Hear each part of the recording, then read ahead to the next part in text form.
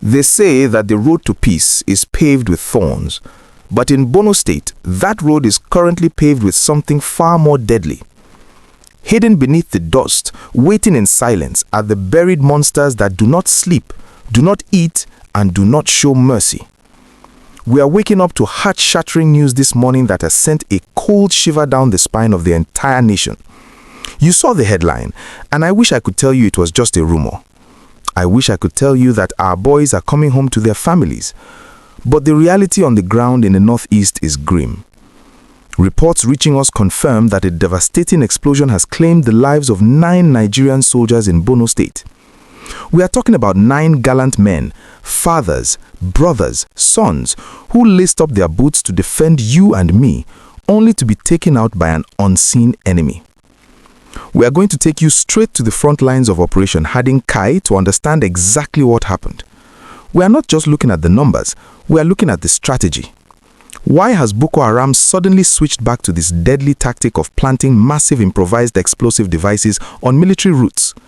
We will connect the dots between this attack and the disturbing discovery of bomb-making factories just last week.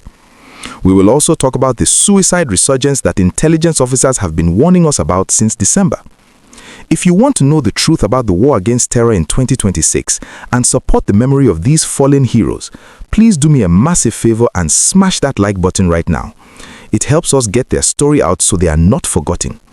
And if you are not yet a subscriber, click that button and turn on the notification bell. You need to be here as we track every development in this fight for our nation's soul. Let's get into the details of this tragedy. According to security sources, a military convoy was moving through a known supply route in Borno, likely around the Malam Fatori or Damboa axis, which has become a hotbed for these traps. The soldiers were on a routine clearance patrol, doing the dangerous work of making the roads safe for civilians. They didn't see the enemy because the enemy wasn't there. Boko Haram terrorists had planted high-caliber explosive devices deep in the earth, wired to destroy even armored vehicles. As the convoy passed, the device was triggered. The blast was reportedly so massive that it tore through the armored personnel carrier, killing 9 soldiers instantly and leaving several others with life-threatening injuries. This is not an isolated incident. It is part of a terrifying new pattern we have seen emerge in late 2025 and now into January 2026. Just a few days ago, on New Year's Day, troops of Operation Hadin Kai intercepted 3 suicide bombers in Gwoza who were trying to infiltrate civilian areas. We celebrated that victory.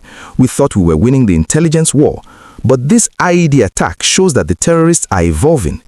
Unable to face the Nigerian army in open gun battles because of the superior firepower of our troops, they have reverted to the coward's weapon, the IED. Intelligence reports from late 2025 indicated that ISWA and Boko Haram factions have been smuggling in new materials to manufacture these bombs. We saw the warning signs on December 16, 2025, when a suicide bomber killed 5 soldiers in a similar ambush near the Cameroon border. Now, just weeks later, we have lost 9 more. This suggests that the terrorists have managed to mine specific routes that they know our military uses. It is a game of cat and mouse, but the mouse is armed with explosives. The surviving soldiers from this attack didn't just run. Despite the chaos, despite seeing their comrades fall, they reportedly secured the area to prevent the terrorists from launching a secondary ambush, a common tactic where gunmen wait for the explosion to fire on the survivors. That is the level of bravery we are dealing with. But we have to ask the hard questions. How are these terrorists getting the components to build such powerful bombs? Some reports suggest they are repurposing unexploded ordnances and smuggling chemicals across the porous borders of the Lake Chad region. The military has been cracking down on fertilizer bans and checking vehicles, but these networks are deep. I want to ask you, the viewer, do you think the military needs to change its strategy regarding road patrols? Should we be relying more on drones and air surveillance to detect these disturbed earth patches before a vehicle drives over them? Drop your thoughts in the comments below. I really want to hear your perspective on how we can stop these buried monsters.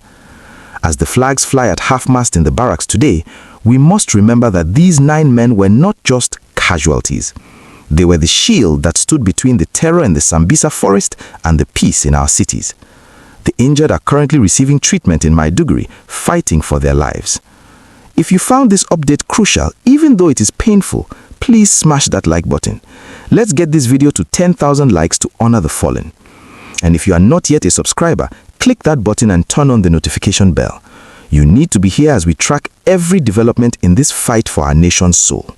Stay safe, pray for our troops, and keep your eyes open.